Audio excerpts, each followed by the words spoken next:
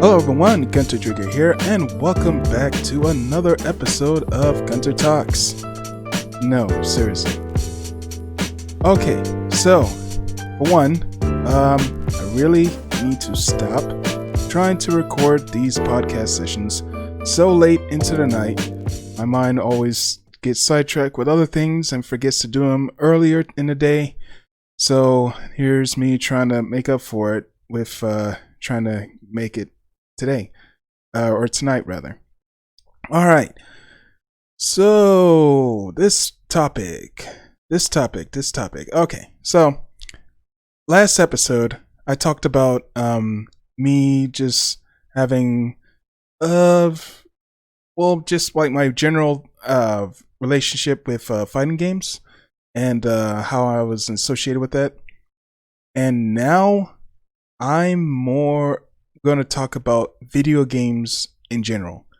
So yeah, this is just going to be me talking about my somewhat brief history of me playing video games, and also I'm actually just a little side. Hopefully the audio quality is slightly better.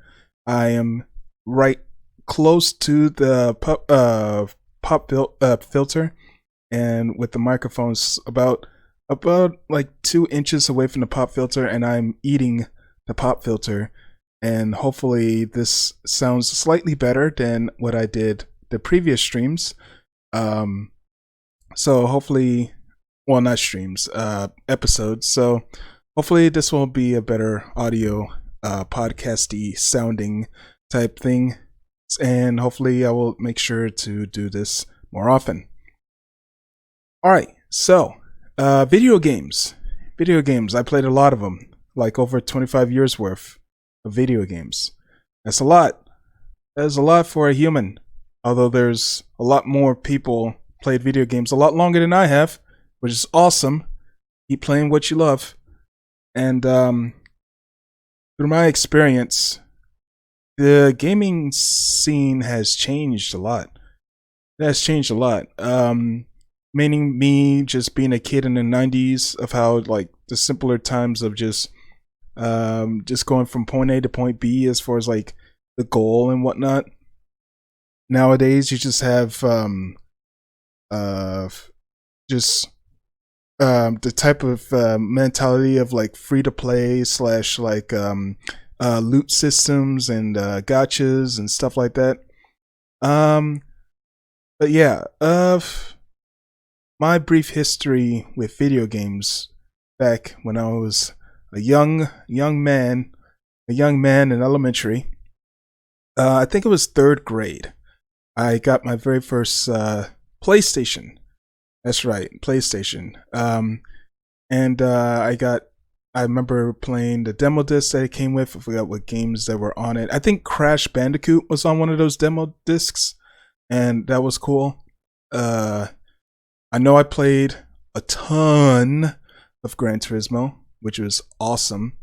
I loved Gran Turismo. That was like one of my league gateways into being like, I haven't played in a while, but I used to be a big race car racing game junkie.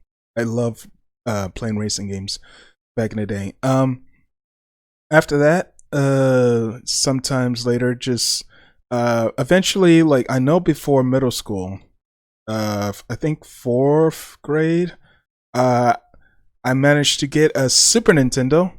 I think from my grandparents, or from my grandparents' house. They had an old Super Nintendo that I straight up like asked mom like if I can have it, or someone's like, "Can I have it?" And they're like, "Yeah, we got another system." And I got the Super Nintendo, and I had a good chunk of fun with that because back in the day, that's when GameStop used to still sell Super Nintendo games, and I would buy them just straight off the shelves. I bought a lot, like more of the cheap ones. The most like known ones that I've had for Super Nintendo, Super Mario World. Like I said last podcast episode, Street Fighter 2, and I also had Street Fighter 2 Turbo. I had Killer Instinct, Mortal Kombat 3, and what else that was? I think I had a couple of other ones. I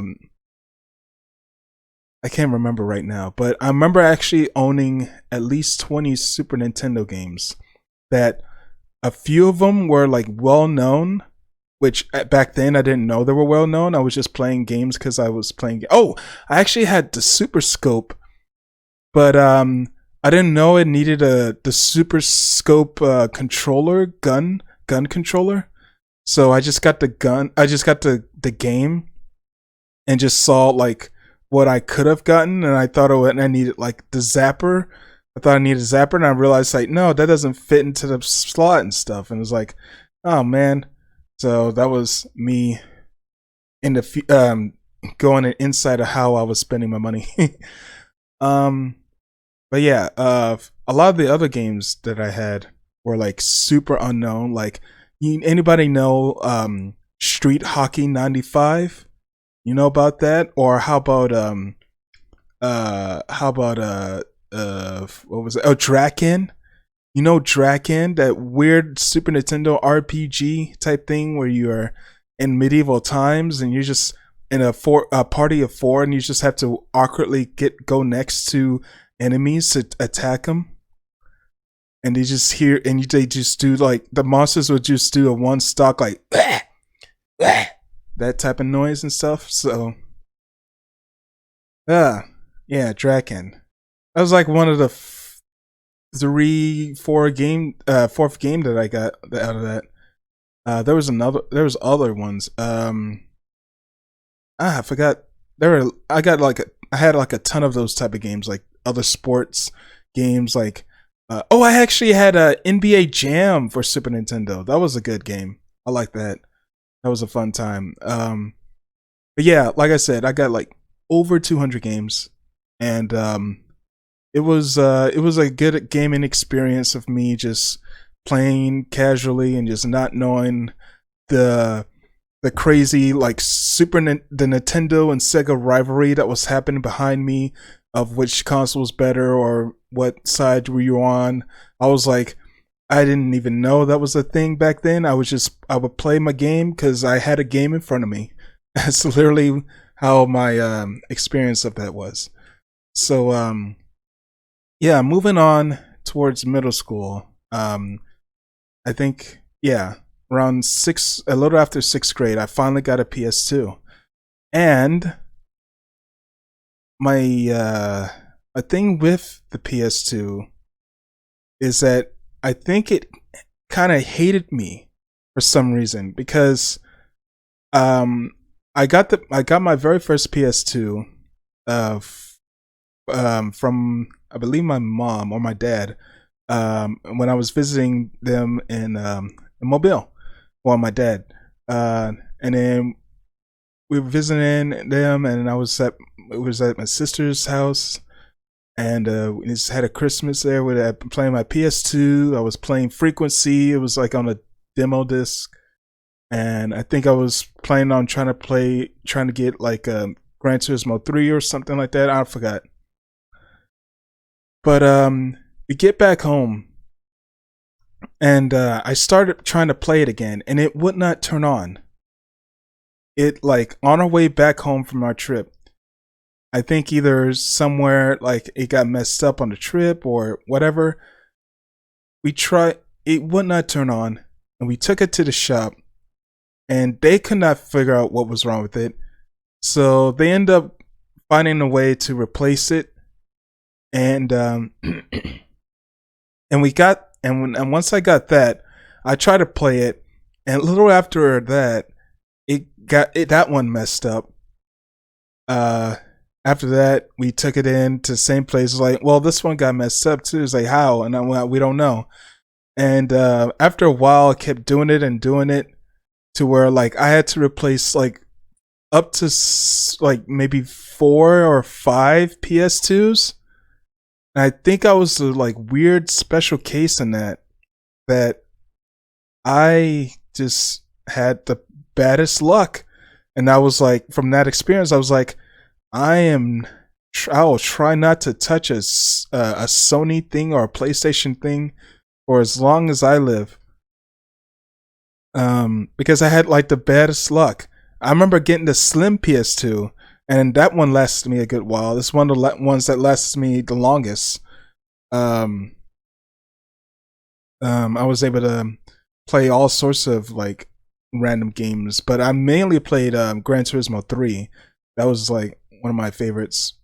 Um, but yeah, that the slim one eventually broke on me because of the power button, like the smallest button.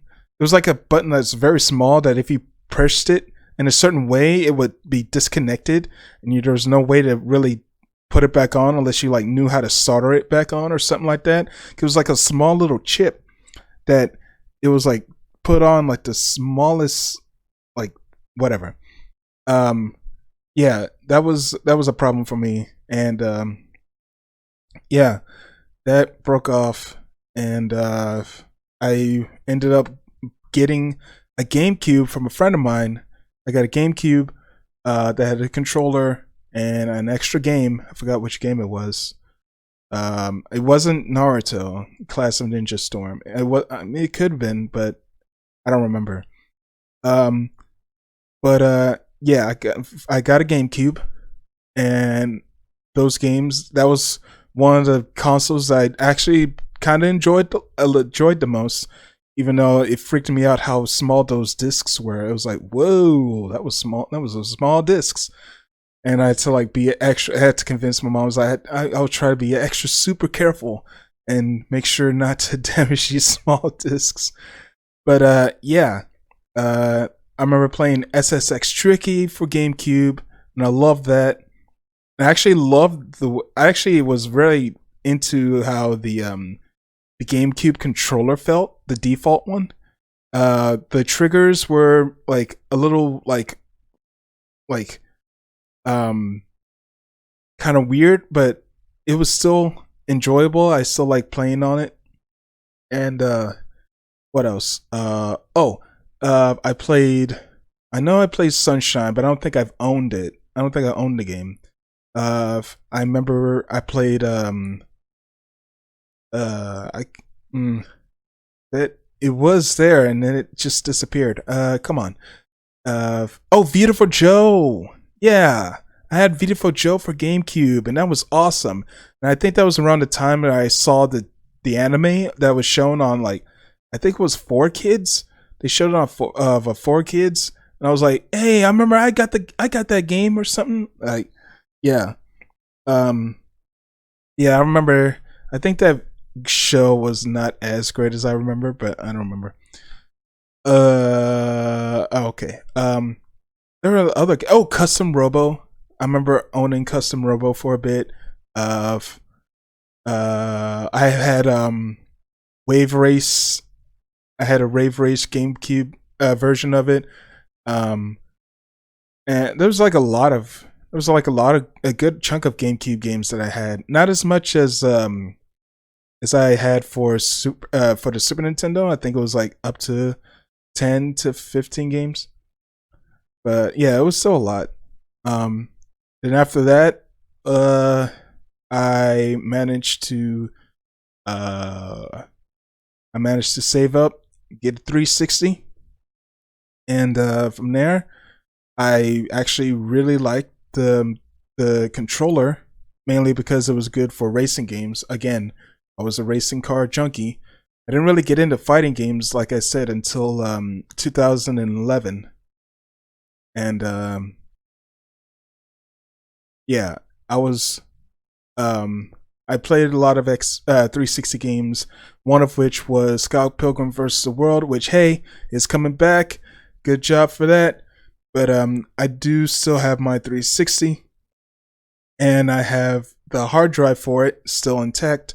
So there might be a stream of it before the actual re-release of it. Maybe, I don't know. Maybe that depends on if I can get the brick, the power supply for it. But I'm gonna try to see if I can get that done. Yeah. game 360. That was a decent thing. It kind of helped me get in. Oh, I actually played Persona 4 Arena. That's where I first played that, because I think I forgot to mention that my last episode. Yeah, that's where I first ever played Persona 4 Arena and knew what Persona was.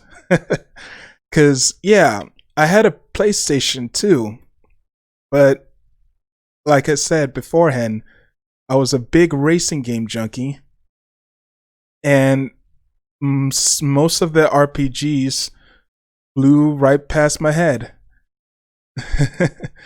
I think there was one other game that struck me as far as like a game that I played for the PlayStation 2, and that was Ring of Red. Do you guys know Ring of Red?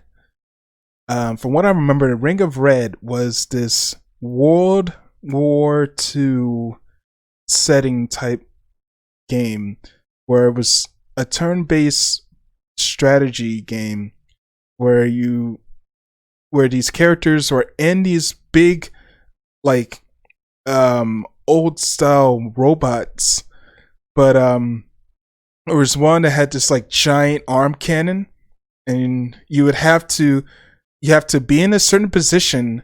Once you get into once you engage in battle, you have to be in a certain position.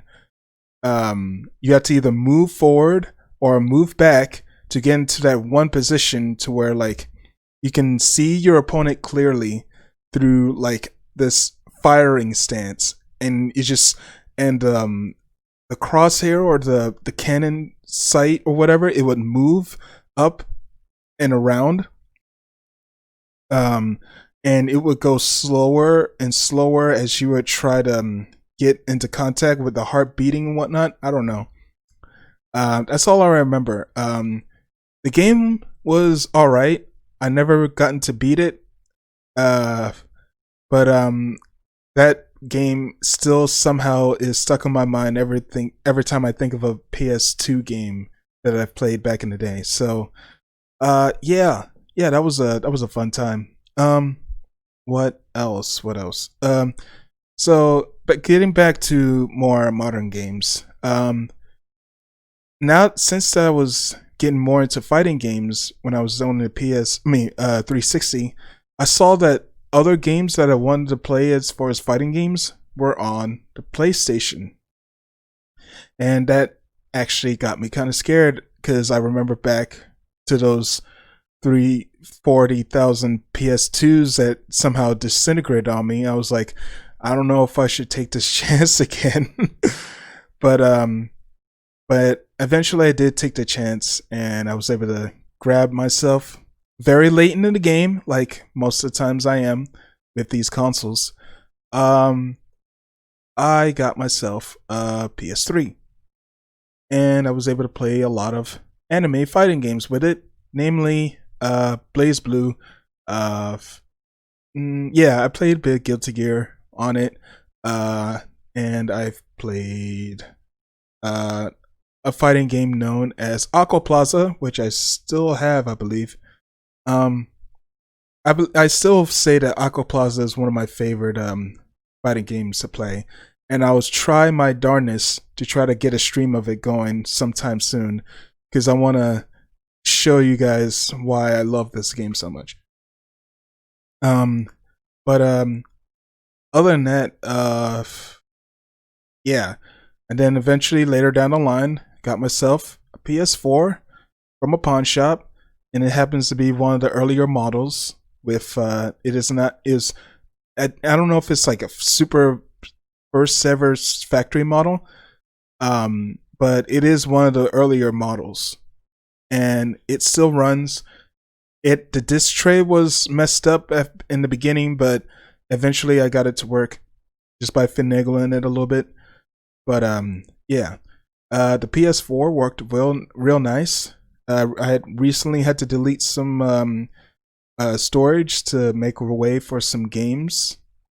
And yeah, that the PS4 has been my primary choice for gaming, because right now, before back then, I was able to stream with it, and also most of the fighting games I like to play are in it, and yeah, that's pretty much how it is. Until now, where I currently have recently, like maybe a month and a half ago, no, it's close to a month, where I bought my very first PC, and this happens to be a PC, very stock. It is the slim PC from HP, and yeah, it does what it does, and it helps me run OBS, and it helps me provide the awesome stream experience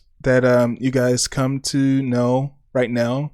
Um, and yeah, I'm enjoying it. I'm doing really well with it until I saw a stream of me playing Battle Chef Brigade, and I was not truly happy with how that particular thing went, and it was very choppy when it came to like the actual combat and certain transitions, and it left for a very pretty unwatchable streaming experience, and I do apologize for that.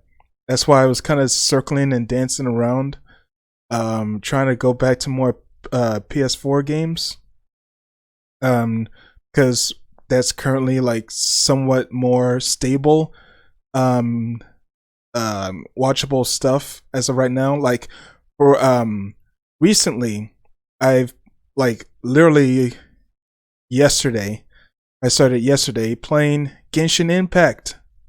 You may have heard of it.